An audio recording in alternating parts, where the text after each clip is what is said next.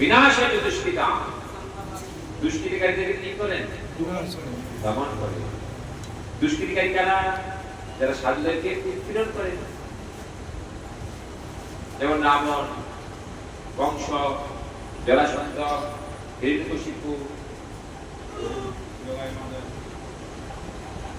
এই যে তারা যারা ভক্তদেরকে উৎপীড়ন করে, তারা হচ্ছে দুষ্কৃতিকারী। আর ভগবান যুগে যুগে আসেন সেই দুষ্কৃতিকারী কি করার জন্য?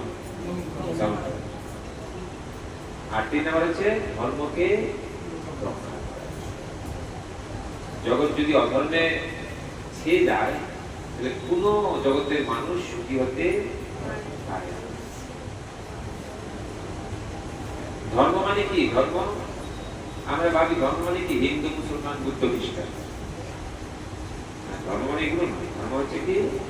ধর্ম তো সাক্ষাৎ ভগবত প্রণীত। ধর্ম হচ্ছে ভগবানের দেয়া আইন।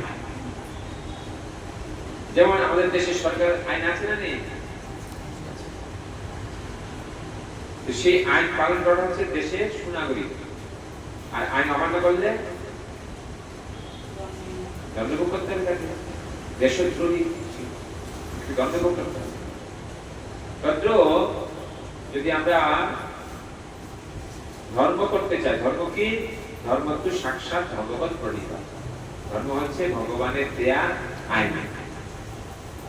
কারণ মনুষ্য জীবন কেন পেয়েছি?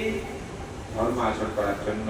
শাস্ত্র বলছেন আহার নিদ্রা ভয় মৈথুনম চ সামান্যতম এতৎ পশু বিহরণম ধর্ম হি তেষাং অধিক বিশেষ ধর্মে নহিনা পশুবি সমানা।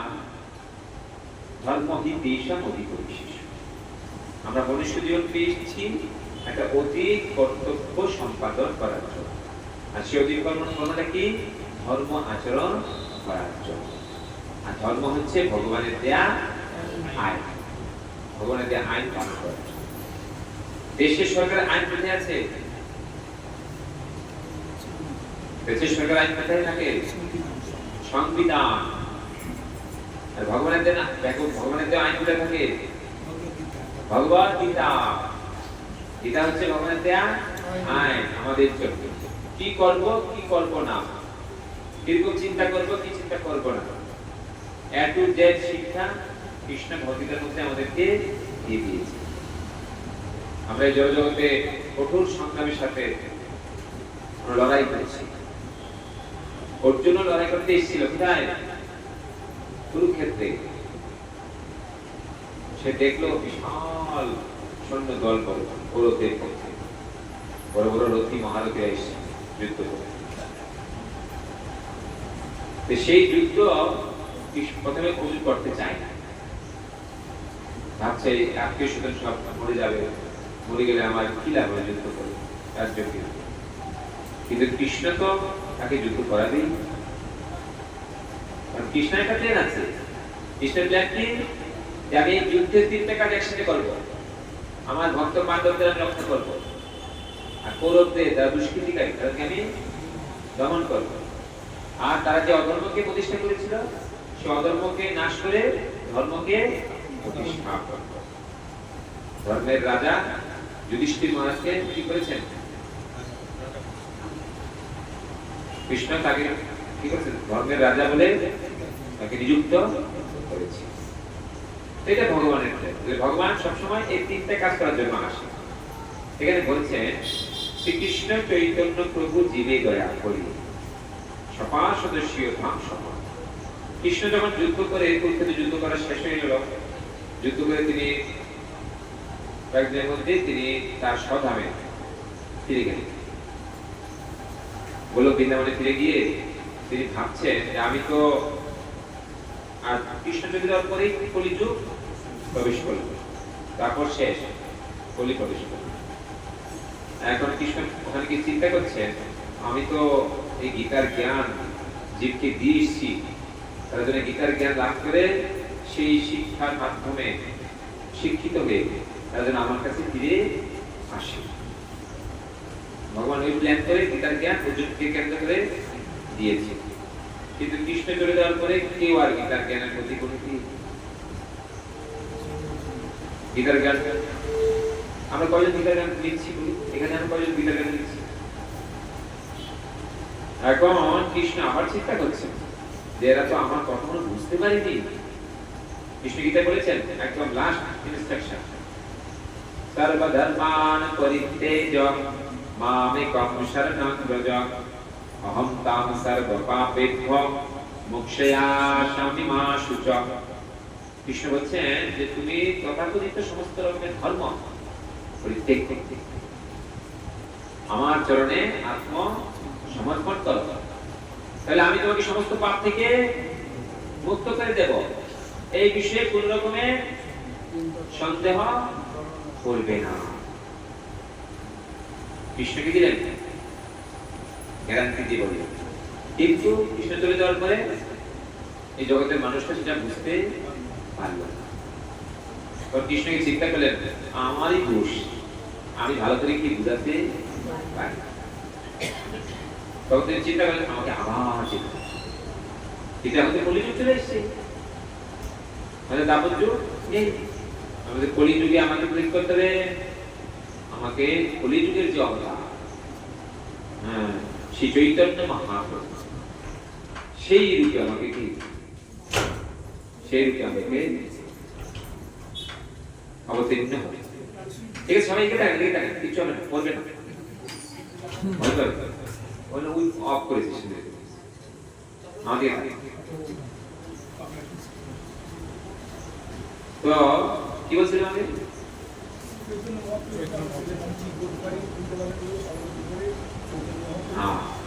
তখন কৃষ্ণ চিন্তা করে আমাকে তো যেতে হবে, আমাকে গিয়ে আবার তাকে বুঝাতে হবে, আমার কথাটা তাকে বুঝতে পারি। সেই জন্য তিনি কি করলেন, কলিযুগে শ্রী চৈতন্য মহাপ্রভু কে এসে স্বয়ং শ্রীকৃষ্ণ, স্বয়ং শ্রীকৃষ্ণ, তিনি কলিযুগে শ্রীকৃষ্ণ চৈতন্য মহাপ্রভু রূপে অবতীর্ণ হয়েছেন। শ্রীকৃষ্ণ চৈতন্য জীবে দয়া কেন এসছে? আমাদের মতো বদ্ধ জীবদেরকে দয়া করার জন্য।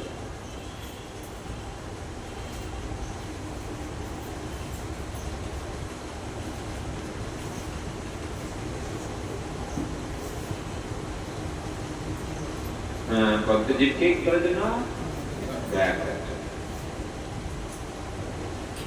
তো এসে কি করলেন? একা আসলেন না, ভগবান কোন একা আসেন, তার সব পার্শ্বদাবী সবাইকে নিয়ে আসেন, এমনকি তার ধাম তো নিয়ে আসেন। ভগবান ধাম ছাড়া কোথাও কি তার চরণ রাখেন না। এবার কৃষ্ণ এসেছেন বৃন্দাবন ধাম নিয়ে এসে, মহাপ্রভু এসেছেন নবদ্বীপ ধাম নিয়ে এসে, রামচন্দ্র এসেছেন অযোধ্যা ধাম নিয়ে এসে। ধাম ছাড়া তিনি অতীর্ণ হন না। সমস্ত পার্শ্বদ এবং ধাম নিয়ে তিনি এসেছেন। কেন এসেছেন? কৃষ্ণ চিন্তা করলেন চিরকাল নাহি দিনাম, মানে চিরকাল আমি এই কৃষ্ণ প্রেম অনর্পিতম চরিত্রা করুণায় অবতীর্ণ করব। যে বস্তু আমি কোনো কালে অর্পণ করিনি মানুষের জন্য, সেই বস্তু আমি এখন এসে সবাইকে প্রদান করতে অনর্পিতম চরিত্রা বহুকাল ধরে করি, করুণায় অবতীর্ণ করব। কলিযুগে তিনি করুণা করে অবতীর্ণ হয়ে সেই বস্তু, যে বস্তু চিরকাল কাউকে দেননি, সেটা কি? কৃষ্ণ প্রেম। কি সেটা? সবাই জোরে বলুন, কৃষ্ণ প্রেম। যেটা পাওয়াই হচ্ছে আমাদের জীবনের লক্ষ্য। আমরা সেটাকে আকাঙ্ক্ষা করছি, কিন্তু বুঝতে পারছি যতদিন এটা না পাবো, এই সংসারে যত কিছুই পাই না কেন, কোনোদিন আমরা সুখী হতে পারবো না। এই সংসারে আমরা ধন সম্পদ, টাকা পয়সা, আত্মীয় পরিজন পেয়ে সুখী আছি? সবাই সুখী আছি? কেন নেই? যেটা পাওয়ার কথা সেটা এখনো পাইনি, সেটা না পেলে সুখ। সেই বস্তু দেওয়ার জন্য কৃষ্ণ কলিযুগে চৈতন্য মহাপ্রভু রূপে অবতীর্ণ হয়েছে। আর তিনি সপার্শ্বদ আদি সবাইকে নিয়ে তিনি কি বলেন অত্যন্ত দুর্লভ। এই প্রেম কি এত সোজা নয়, এমনকি শিব ব্রহ্মা আদি দেবতারও পান না। সেই প্রেম সুলভ ভাবে দেওয়ার জন্য মহাপুরুষ অত্যন্ত দুর্লভ প্রেম করিবারে দান, শিখায় শরণাগতি ভক্তের দান। আর এই প্রেম লাভ করার কি যোগ্যতা? যে যদি কেউ ভগবানের জন্য শরণাগত হয় তাহলেই ভগবান তাকে এই প্রেম কি করবেন? নমো মহাবদন্নায় কৃষ্ণ প্রেম প্রদায়তে কৃষ্ণায় কৃষ্ণ চৈতন্য নামে গৌরবিশ্বই নমঃ। রূপ গোস্বামী পাদ মহাপ্রভুকে দর্শন করে এই শ্লোকটা বলেছেন মহাপুরুষ। নমো মহাবদন্নায়, আমি নমস্কার করছি কাকে? মহাবদান্য, যিনি এসে মহাদান করেছেন। এমন দান কেউ কোনদিন করেননি। নমো মহাবদান্নায় কৃষ্ণ প্রেম প্রদায়। কি দান করেছেন তিনি? কৃষ্ণ প্রেম। কৃষ্ণ প্রেম দান করেছেন। কৃষ্ণ প্রেম প্রদায়। কৃষ্ণায় কৃষ্ণ চৈতন্য নামে। কৃষ্ণ প্রেম কৃষ্ণ দান করতে পারেন। তাহলে তিনি কে? তিনি স্বয়ং কৃষ্ণায় কৃষ্ণ চৈতন্য নামে। তিনি সেই কৃষ্ণই এখন কৃষ্ণ চৈতন্য নামে এসেছেন। কৃষ্ণায় কৃষ্ণ চৈতন্য নামে গৌরোদ্দেশ্যেই নমঃ। গৌরূপ তিনি এসে তিনি সকলকে অত্যন্ত দুর্লভ প্রেম কৃষ্ণ প্রেম কি করেছেন? দান করেছেন। শিখায় শরণাগতি ভক্তের প্রাণ। সবাইকে এই শরণাগতি, যারা শরণাগত হয়েছে ভগবানের চরণে, তাদেরকে তিনি এই কৃষ্ণ প্রেম দান করেছেন।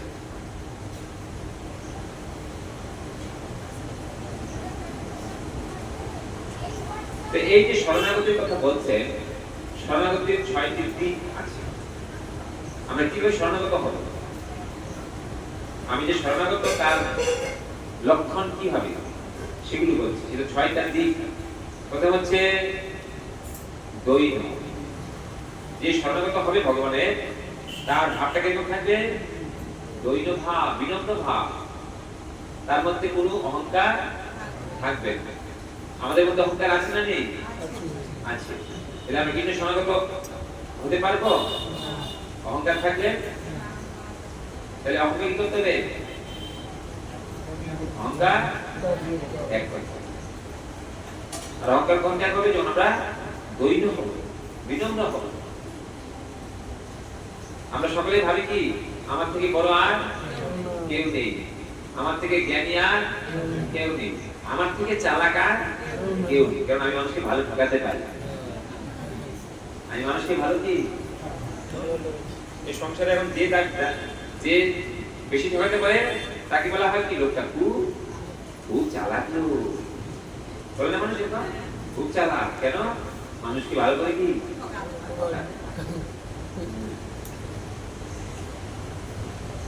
তাহলে প্রথম যোগ্যতা হচ্ছে ভগবানের সাথে শরণাগত হতে গেলে আমাদের দৈন্য হতে হবে। দৈন্যের উপরে প্রতি ঠাকুর একটা ভজনে বলছেন, আমার জীবন সদা পাপের ওপর নাহিক পুণ্যের রইল, পরেরে উদ্বেগ দিয়াছি কত, দিয়াছি জীবের ক্লেশ।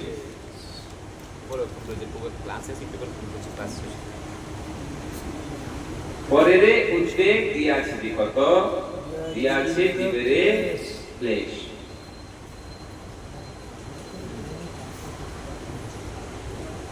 তো দৈন্য মানে কি? এটা অনুভব করা যে আমি কত পাপী, আমি কত পাপ করেছি। আমি পাপ করেছি না করিনি? কত পাপ জন্ম জন্মান্তর করে এসেছি। এই জীবনে কত পাপ করেছি, আবার করছি। কিন্তু আমরা স্বীকার করি কখনো? আমরা নিজে কি বলি? না, আমি হচ্ছি ধোয়া তুলসী পাতা, আমার মতো ভালো আর কি কেউ। কেউ যদি আমাকে খারাপ করলে আমরা কি মনে লাগে, রেগে যায়, আমাকে খারাপ করছিস, তুই খারাপ, তো তোর দুষ্টি খারাপ, আমি কি ভালো। তাহলে এটা কি দৈন্যের ভাব? না। দৈন্য মানে আমি যা স্বীকার করি।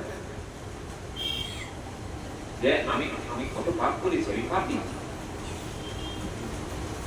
আমি জেনে হোক না জেনে হোক কত পাপ করেছি, অতএব আমি কি পাপী। এই স্বীকার করা, এটা হচ্ছে দৈন্যতা। আর স্বীকার না করে আমি খুব ভালো মানুষ, সেটা কি তাহলে ভগবানের চলে শোনার কথা হলে আমাদের মধ্যে এই ভাবটা রাখতে হবে যে আমি কত বিনম্র, আমি কত দৈন্য, নিজেকে দৈন্য ভাব প্রকাশ করতে। আর এই ভাবটা প্রকাশ হলে 2 নম্বর দিকটা, সেটা কি আত্মনিবেদন। তখন আমরা নিজেকে ভগবানের কাছে সমর্পণ করতে পারবো। তখন আমাদের এই ভাবটা যে আমি কত পাপী, আমাকে তো উদ্ধার করার কি ভগবান ছাড়া কেউ নেই। তাহলে আমাকে ভগবানের চরণে কি হতে হবে? শরণাগত, আত্মনিবেদন, নিজেকে আমি ভগবানের কাছে নিবেদন করবো। আরে এক সময় তো সবকিছু আপনাকে কি নিবেদন করতেই হবে, না করে জোর করে করা সবকিছু আপনার কাছ থেকে ছিনিয়ে নেওয়া হবে। কোনো কিছু আপনার থাকবে না, এমনকি আপনার এই শরীরটাকেও ছিনিয়ে নেওয়া হবে। এই শরীরের মালিক লাস্টে হবে, কে হবে লাস্টে মালিক? শ্মশানের লাকড়ি। শ্মশানের লাকড়ি মালিক হবে। মালিক হয়ে সেই করবে, জ্বালিয়ে সেটাকে পুড়িয়ে দেবে। যে শরীর নিয়ে আমরা এখন কি করি? গর্ব করি, অহংকার করি, বড়াই করি। এই শরীরটাও আমাদের নয়। এইভাবে যখন সে উপলব্ধি করতে পারবে যে আমি তো কৃষ্ণের, আমি ভগবানের, আমাকে নিজেকে ভগবানের কাছে কি করা উচিত? সমর্পণ করা, আত্মনিবেদন। তারপরে 3 নম্বর হচ্ছে ভক্তিতে বরণ। এই ভাব আসবে তখন আমরা আমাদের মধ্যে এরকম একটা ভাব উদয় হবে যে কৃষ্ণ হচ্ছে আমার প্রভু, আমি হচ্ছি তার দাস। তাকে প্রভু বলে বরণ করে নেয়া, সেটাকে বলে ভক্তিতে বরণ। কৃষ্ণকে প্রভু বলে বরণ করে নেয়া, আর নিজে যে আমরা দাস সেটাকে স্বীকার করা।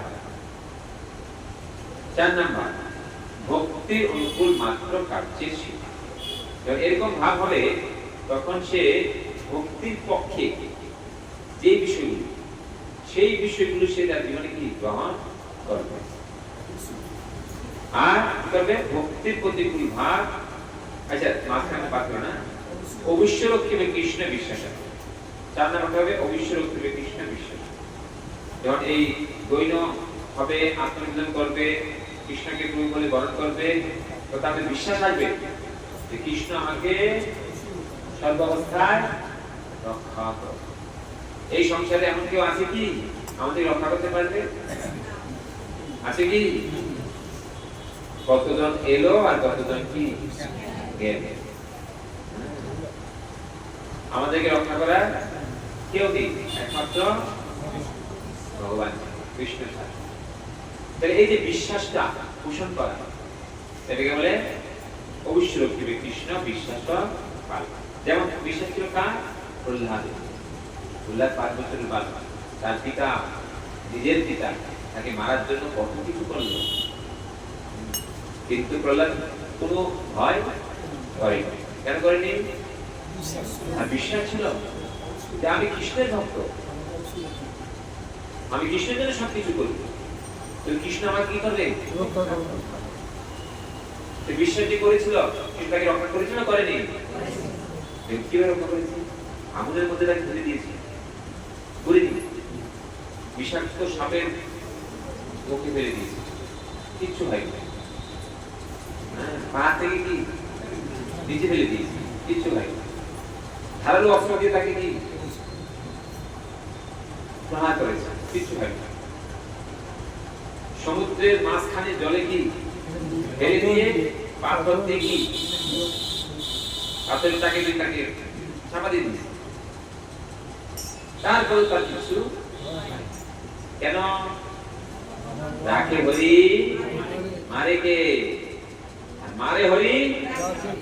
হিরণ্যকশিপু কত শক্তিশালী ছিল, সে নিজেকে ভগবান বলে কি ঘোষণা করেছে যে আমার থেকে শক্তিশালী কেউ নেই। দেবতারা ভয়ে কাঁপতো তার নাম শুনতো। দেবতার তার সাথে এনে কি করতো, ঠাকুরের মতো হাঁটাত। সেই হিরণ্যকশিপুকে যখন ভগবান চিন্তা করলেন মারবো, ও বাজারে পেরেছে কেউ তাকে, তাহলে রাখে হরি মারে কে, আর মারে হরি। তাহলে হরি কাকে রাখে, কাকে মারে, দুষ্কৃতিকারী। তাহলে আমরা কোন ক্যাটাগরি হবো, ভক্ত ক্যাটাগরি হবো না দুষ্কৃতিকারী হবো? হ্যাঁ জোরে বলো। ভক্ত হওয়া ভালো, শক্ত হওয়া ভালো। হৃদয়টা, ভক্তের হৃদয় কি হয়, কোমল। আর যারা ভক্ত নেই তাদের হৃদয় ইস্পাতের মতো। সেখানে বলছে যে আর কি করবে, লাস্টে কি করবে, ভক্তির প্রতিকূল ভাব বর্জন করবে। ভক্তিতে বাধা যে বিষয়গুলো, সেই সেগুলোকে তার জীবন থেকে কি করবে, আর ভক্তির পক্ষে যেগুলো সেগুলোকে গ্রহণ করবে। এইভাবে সর্ব শরণাগতি হইবে যা, এই 6 প্রকার শরণাগতি যার মধ্যে হবে, তাহার প্রার্থনা শুনে শ্রী নন্দ কুমার, তার প্রার্থনা, সে যে প্রার্থনা করবে সেই প্রার্থনায় ভগবান কি শুনবে। এখন বলছে প্রভু কত প্রার্থনা করছি, সেই না মনে কিন্তু প্রভুর দাঁড়িয়ে আছে, কেন শুনছে না? কারণ আমাদের মধ্যে এরকম শরণাগতি নেই। যখন তার মধ্যে শরণাগতি হবে, ভগবান শুনতে কি সর্ব শরণাগতি হইবে যাহার, তাহার প্রার্থনা শুনে শ্রীনন্দ কুমার রূপ সনাতন পদে গ্রন্থে তৃণকরি ভকতি বিনোদ করে ভৃগু পদে। ভক্তিনাথ ঠাকুর তিনি বৈষ্ণব আচার্য পদকর্তা, তিনি এখানে বলছেন যে আমি রূপ সনাতন, যে যারা হচ্ছে মহাপ্রভুর কি ভাষ্য, মহাপ্রভু নিজজন, যাদের মাধ্যমে ভক্তি শাস্ত্র মহাপ্রভু করেছেন, প্রচার করেছেন, তো সেই রূপ সনাতন এবং বৃন্দাবন ধামকে প্রকট করেছে। বৃন্দাবন ধাম তো একসময় কি অবলুপ্ত ছিল, সেটাকে প্রকট করেছে মহাপ্রভু, পাঠিয়ে যাচ্ছে বৃন্দাবনে যে তোমরা কৃষ্ণের ধামগুলোকে কি, কৃষ্ণের লীলার স্থলগুলিকে খুঁজে বের প্রকট করো। কৃষ্ণ বলছেন রূপ সনাতন পদে গ্রন্থে তৃণকরি ভকতি বিনোদ করে ভৃগু পদ। আর সেই রূপ সনাতনই আমাদেরকে প্রকৃতপক্ষে এই শরণাগতির শিক্ষা প্রদান করেছে। সেটা তিনি রূপ সনাতন নেতৃত্বে গ্রন্থে তিনি ধারণ করে খুব বিনম্র তার চরণে আশ্রয় করে। কাঁদিয়া কাঁদিয়া বলে আমি তো অধম, শিখায় শরণাগতি করো হে। যতদিন আমরা ভগবানের চরণে শরণাগত হব না, আমরা কোনোদিন উত্তম হতে পারবো না। আমরা কি থাকবো, অধম। অধমে থাকা ভালো, ভালো। তাহলে কি হতে হবে, উত্তম হবে। উত্তম হলে কি করতে হবে, কৃষ্ণের চরণে, কৃষ্ণের ভক্তের চরণে শরণাগত হতে হবে। মানে মুখে বললে হবে না কি আমি উত্তম, আমি উত্তম।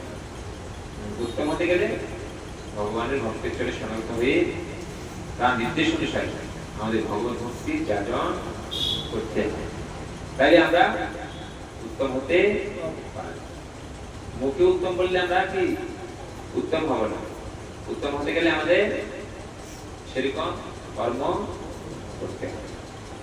এইভাবে আমরা দেখতে পেলাম ভক্তিনাথ ঠাকুর শরণাগতির এই ভূমিকা স্বরূপ ভজনে তিনি এই কথাগুলো আমাদের জন্য শিক্ষা স্বরূপ প্রদান করেছেন। আমরা ভগবত গীতা আলোচনা করব।